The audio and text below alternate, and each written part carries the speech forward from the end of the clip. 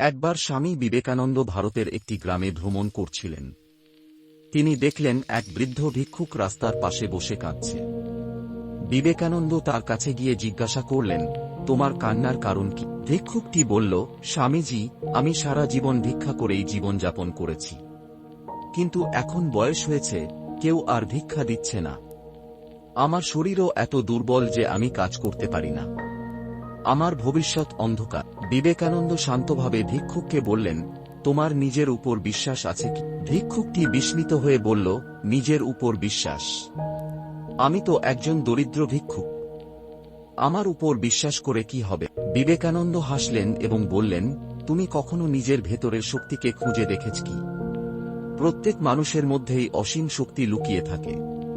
যদি তুমি সেই শক্তিকে চিনতে পারো, তবে কেউ তোমাকে থামাতে পারবে না।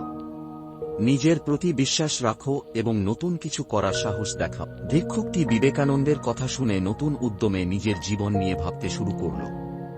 কিছুদিন পর সে নিজের ছোট একটি কাজ শুরু করল এবং ধীরে ধীরে নিজের জীবনে পরিবর্তন আনল।